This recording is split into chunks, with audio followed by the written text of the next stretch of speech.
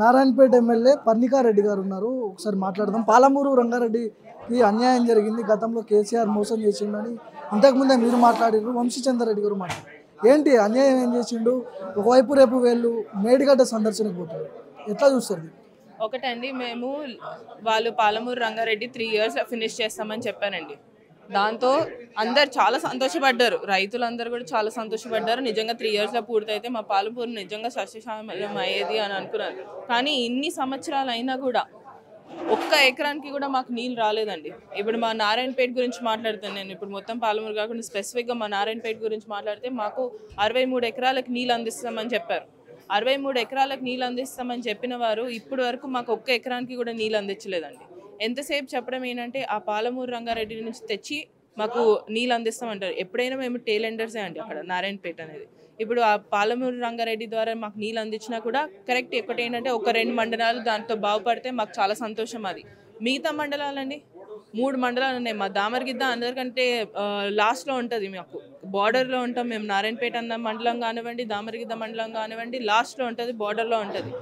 అక్కడికి నీళ్ళు అందే వరకు అక్కడికి నీళ్ళు వస్తాయా రావా అనేది కూడా మాకు ఇంకా డౌటే ఉండే అండి. కానీ అక్కడ రైతులందరూ కూడా అనడం ఏంటంటే మాకు 69 GO అమలు అయితేనే మాకు నీళ్ళు అందుతాయని చెప్పి అప్పటి నుంచి కూడా పోరాటం చేస్తూనే వచ్చారు. ఎప్పుడు కూడా పోరాటం ఎక్కడ కూడా ఆపలేదు.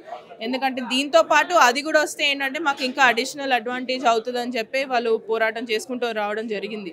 సో ఆ 69 GO అనేది దాన్ని పక్కన పెట్టి పాలమూరు రంగారెడ్డికి చాలా ఎక్కువ ప్రాధాన్యత ఇవ్వడం జరిగింది. సో అది ఇవ్వడంతో ఏమైందంటే అండి, ఇప్పుడు వరకు కూడా మాకు నీళ్ళు లేవండి.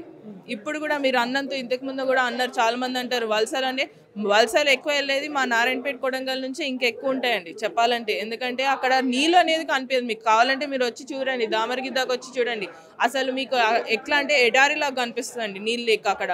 కానీ రైతులు చాలా ఇంకా నిరాశ గురై వెళ్ళిపోయారండి, వలసలు వెళ్ళిపోయారు. ఇప్పుడు వలసలు వాళ్ళు ఆపాం మేము నీళ్ళు వచ్చాయి అని చెప్తారు.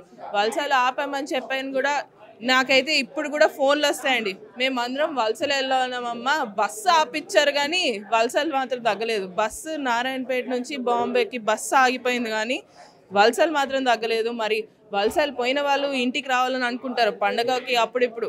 నాకు ఇప్పటికి కూడా ఫోన్లు వస్తుంటాయి, మాకు బస్సు వేయండి అమ్మా, మేము వెళ్ళిపోయిన వాళ్ళు, మాకు నీళ్ళు లేక మేము వెళ్ళిపోయిన వాళ్ళము, అక్కడ పోయి సెటిల్ అయిన వాళ్ళం, వేరే ప్రాంతాల్లో సెటిల్ అయిన వాళ్ళం, మాకు బస్సు వేయండి అంటే ఇప్పుడు మేము ఆ ప్రయత్నంలో కూడా ఉన్నాం. ఇప్పుడు మాకు నీళ్ళు వస్తే వాళ్ళు వచ్చే వాళ్ళు కూడా చాలామంది ఉన్నారు.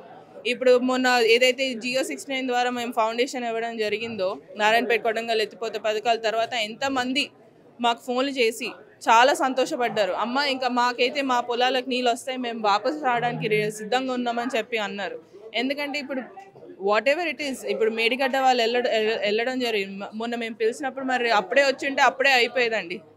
ఇప్పుడు మళ్ళీ సపరేట్గా వాళ్ళు పెట్టుకొని వాళ్ళు మేడిగడ్డ వెళ్ళడం చెప్పడం అంటే ఇట్స్ నాట్ ఇది రైట్. ఇప్పుడు మీరు వెళ్ళి అక్కడ ఎక్స్ప్లెయిన్ చేయొచ్చు కదా, మరి ఏం అవినీతి జరిగింది, 1,00,000 కోట్లకు పైగా అవినీతి జరిగిందని చెప్తున్నారు కదా, మీరు వెళ్ళి ఎక్స్ప్లెయిన్ చేయొచ్చు. ఎక్స్ప్లెయిన్ అంటే మేము అక్కడ ఆ రోజు పిలిచింది కూడా దానికోసమే కదండి. ఇప్పుడు కూడా రండి అని చూపిస్తున్నాం. ఇప్పుడు ప్రజలకు మేము చెప్తున్నప్పుడు వాళ్ళు దే షుడ్ యాజ్ ఇది they also have their this thing to come forward and explain it అండి. ఇప్పుడు ఒకరంటే ఒకరు అని కాకుండా ఇద్దరం కలిసి వెళ్దామని ముందు నుంచి కూడా ముఖ్యమంత్రి గారు కూడా అన్నారు, మేడిగడ్డకు కలిసి వెళ్దామని అడిగారు. కానీ అప్పుడు కూడా రాని వాళ్ళు ఇప్పుడు సపరేట్గా ప్రోగ్రామ్ తీసుకొని వెళ్ళడం అనేది ఇట్ ఈస్ ఇంకా ఆడ పోయి చూడడానికి ఏముందండి, అది కూలిపోయింది, ఇంకా దానిలో ఏముంటుంది చూడడానికి. పాలమూరుకి ఇన్వైట్ చేస్తున్నారా బీఆర్ఎస్ వాళ్ళు ఏమన్నా రేపండి అంటే అవినీతి? ఇప్పుడు ఇంతకుముందు చంద్ర రెడ్డి గారు అన్నట్టు వాళ్ళు రావచ్చు, ఎందుకు రావద్దు, వచ్చి చూపియండి మాకు కూడా, మేము కూడా చూస్తాం మాకు ఎక్కడ నీళ్ళు వచ్చాయని. ఆ రోజు ఎలక్షన్ ముందే కదండి ఆ పంప్ స్టార్ట్ చేసింది. మరి ఆ పంప్ స్టార్ట్ చేసినప్పుడు అక్కడ నుంచి నీళ్ళు వచ్చాయని చెప్పారు. మరి ఇప్పటి వరకు మాకైతే నీళ్ళు అయితే రాలేదు. ఏం బయట పెట్టబోతున్నారు రేపు పాలమూరు వెళ్ళి? మీరంతా కూడా కొత్త శాసనసభ్యులం అండి, మేమందరం కూడా అక్కడ చాలా మంది కొత్త శాసనసభ్యులు ఉన్నాం. మాకు కూడా తెలవాలని ఉంది, మాకు కూడా తెలుసుకోవాలని అసలు పాలమూరు రంగారెడ్డి అంటే ఏంటి, ఎలా నడుస్తుంది ఏంటి అనేది కూడా మాకు కూడా తెలుసుకోవాలని. మేము కూడా వెళ్ళి చూస్తున్నాం, వాళ్ళు కూడా రావచ్చు. కాళేశ్వరం కంటే ముందు స్టార్ట్ అయిన ప్రాజెక్ట్, మొదటి ప్రాజెక్ట్ కదా ఇది. ఏం జరిగింది అసలు అక్కడ? అవినీతి ఏంది, లోపాలు ఏంది, ఏం లోపాలు ఉన్నాయి? నిర్లక్ష్యం అని చెప్పొచ్చు అండి. ఇంకా దాని మీద కాళేశ్వరం మీద ఫోకస్ ఎక్కువ పెట్టేసి మా దక్షిణ తెలంగాణని చేసినట్టే, నిర్లక్ష్యం చేసినట్టే కదండి. ముందు నుంచి కూడా దక్షిణ తెలంగాణ ప్రజలు కూడా కోరుకునేదంటే మాకు కొంచెం చూపియండి, మమ్మల్ని కూడా కొంచెం చూడండి అని అడగడమే. ఇప్పుడు అదే దక్షిణ తెలంగాణ ప్రజల్ని వాళ్ళు చూడనందుకే ఇవన్నీ ప్రాబ్లమ్స్ అండి. చర్యలు ఏమైనా తీసుకునే అవకాశం ఉందా దీని తర్వాత? మీరే చెప్పుడు చాలా లోపాలు ఉన్నాయని చెప్తున్నారు కదా, చర్యలు ఏమైనా తీసుకునే? ప్రాజెక్ట్ అనేది ఫుల్ ఫినిష్ కాలేదండి. ఇప్పుడు పాలమూరు రంగారెడ్డి 3 years అన్నారు, ఇన్ని సంవత్సరాలు అయిందండి. సో అది ఫినిషే కాలేదు ప్రాజెక్ట్. అసలు ఎక్కడ ఉంది, ఏ స్టేటస్లో ఉంది అని మొన్న కూడా మేము కనుక్కున్నప్పుడు మాకు కర్వేనా అసలు ఫినిషే కాలేదు. బేసిక్ ఫౌండేషన్ లెవెల్లో ఉంది, ఇంకా నడుస్తుంది. ఇంకా యూజ్లెస్ అంటారా అది పాలమూరు రంగారెడ్డి? యూజ్లెస్ అంటే వాళ్ళు అనడం ఏంటంటే అండి, ఇప్పుడు మేము చాలా ఎకరాలకు నీళ్ళు ఇచ్చినామని చెప్తున్నారు, కానీ నీళ్ళు అందలేదు. మా ప్రాజెక్ట్ అది కరెక్ట్ రైతులకి కొంతమంది రైతులకి, ఎవరైతే అక్కడ ఉన్న రైతులకి అది యూస్ఫుల్ ప్రాజెక్ట్. ఇప్పుడు ఏ ప్రాజెక్ట్ అయినా యూస్ఫుల్ ప్రాజెక్ట్, కానీ ఇప్పుడు మాకు నీళ్ళు ఇచ్చినామంటున్నారు, కానీ నీళ్ళు ఎక్కడ ఉన్నాయి చూడడానికి మేము కూడా వెళ్తున్నామండి.